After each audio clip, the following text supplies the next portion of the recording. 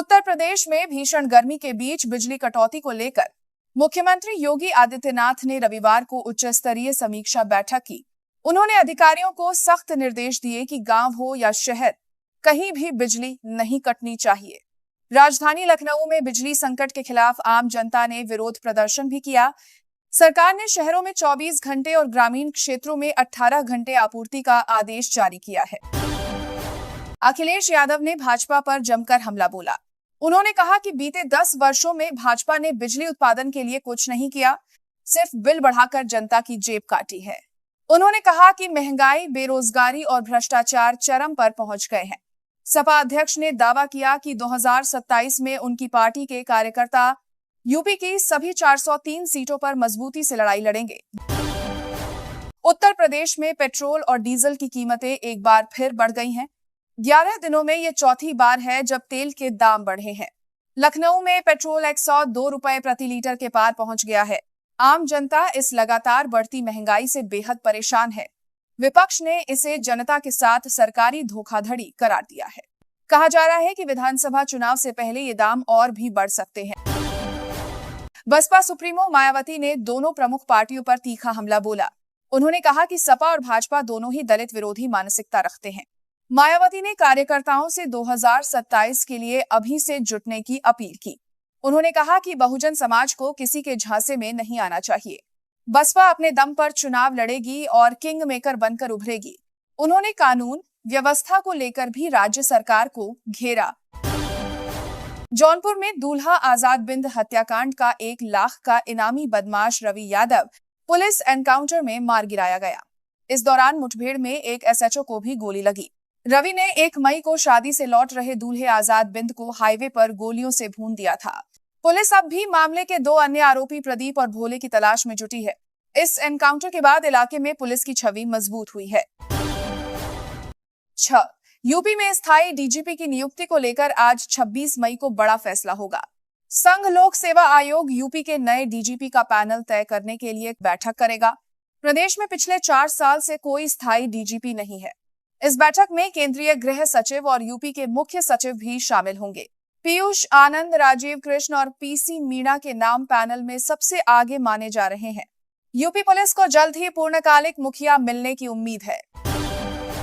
UP में सेना को भेजी जाने वाली दवाएं एक निजी गोदाम में मिली। एक्सपायरी तिथि मिटाकर नई तारीख डाल दी गई थी। इस बड़े स्कैम ने पूरे प्रदेश में खलबली मचा दी है। विपक्ष ने इसे योगी सरकार के कार्यकाल का सबसे बड़ा घोटाला बताया है। अखिलेश यादव ने कहा कि सरकार जवान की जान से भी खिलवाड़ कर रही है। मामले की जांच के आदेश दे दिए गए हैं।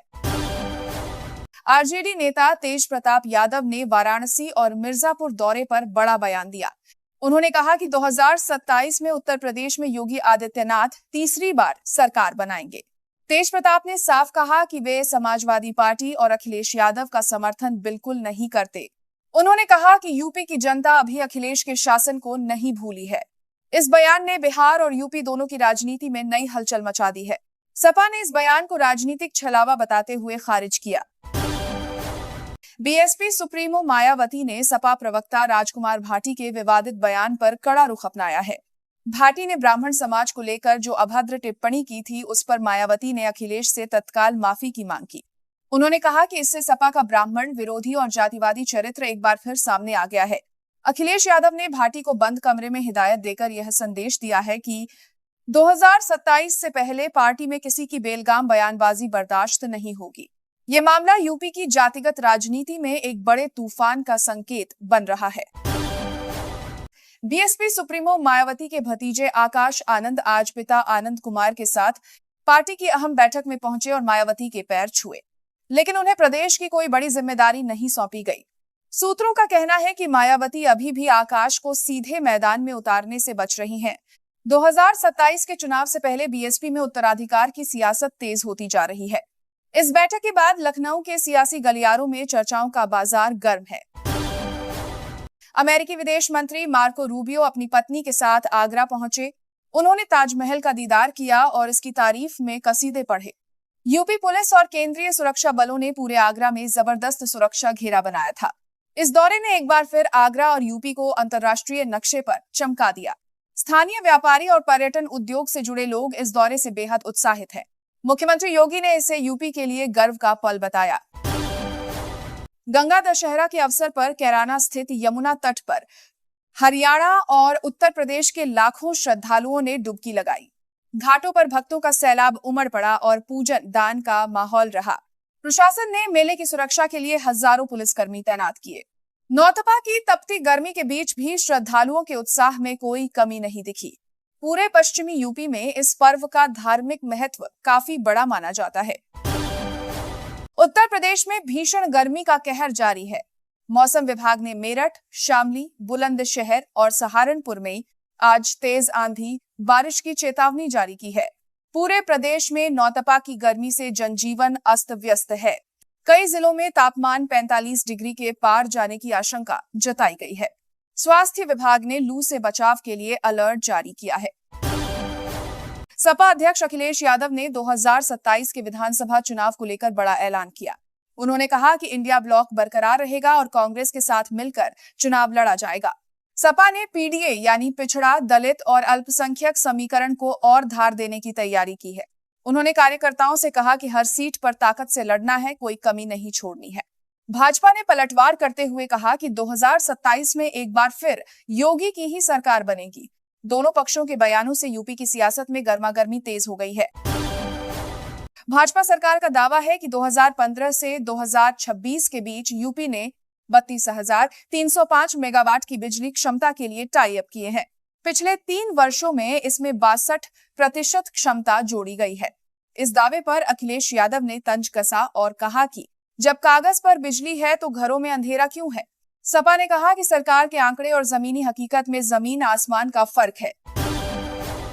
भाजपा और सपा दोनों पार्टियां 2027 के लिए पूर्वांचल, अवध, पश्चिमी यूपी और बुंदेलखंड में जनसभाएं और संगठनात्मक बैठकें तेज कर रही हैं।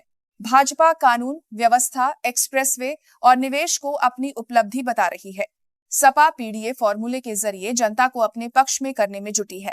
राजनीतिक विश्लेषकों का कहना है कि इस बार मुकाबला बेहद कड़ा होगा। यूपी का यह चुनावी घमासान पूरे देश की राजनीति को प्रभावित करेगा। सपा प्रवक्ता राजकुमार भाटी के ब्राह्मण विरोधी बयान और जाट गुर्जर महिलाओं पर अभद्र टिप्पणी के बाद पश्चिमी यूपी में पार्टी का गणित बिगड़ रहा था। अखिलेश ने भाटी को सख्त हिदायत देकर पूरी पार्टी को एक बड़ा कड़ा संदेश दिया है। भाजपा ने इस पूरे विवाद को भुनाने की कोशिश की और कहा कि सपा का असली चेहरा सामने आ गया। इस विवाद से साफ है कि 2027 से पहले हर पार्टी जाति और समुदाय की भावनाओं को लेकर बेहद सतर्क हो गई है। यूपी में चुनाव बाद पेट्रोल डीजल की कीमतें बढ़ाने के सरकारी फैसले पर विपक्ष ने जमकर हमला बोला। सपा नेताओं ने कहा कि यह चुनाव से पहले जनता के साथ किया गया सीधा धोखा था। पहले वोट लेने के लिए दाम रोके, अब बाद में लूट शुरू कर दी। कांग्रेस ने भी मांग की कि केंद्र सरकार तत्काल एक्साइज ड्यूटी घटाकर राहत दे। आम जनता की जेब पर यह दोहरी मार पड़ रही है, बिजली बिल और महंगा तेल। उत्तर प्रदेश में सपा की एक बड़ी सांगठनिक बैठक के बाद पार्टी के भीतर गुटबाजी की खबरें सामने आई हैं। 2027 के टिकट बंटवारे को लेकर कई दिग्गज नेताओं में असंतोष पनप रहा है। अखिलेश यादव हालात को काबू में रखने के लिए लगातार बैठकें कर रहे हैं। पार्टी के अंदर से जानकारों का कहना है कि जातिगत समीकरण साधना सबसे बड़ी चुनौती है। उत्तर प्रदेश में बिजली कर्मचारियों की हड़ताल की चेतावनी के बाद सरकार ने उनकी छुट्टियां निरस्त कर दी हैं। यूपीपीसीएल अध्यक्ष ने अधिकारियों को सख्त निर्देश दिए कि ट्रिपिंग की हर शिकायत का तत्काल समाधान किया जाए। गर्मी के इस चरम मौसम में बिजली संकट ने सरकार और जनता दोनों को परेशान किया है।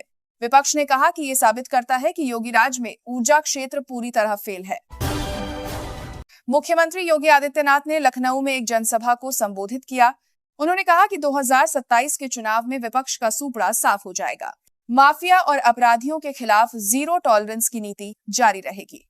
योगी ने सपा पर निशाना साधते हुए कहा कि पहले गुंडों का राज था, अब प्रदेश विकास और सुशासन के पथ पर तेजी से दौड़ रहा है। जनता अब किसी भी बहकावे में आने वाली नहीं है।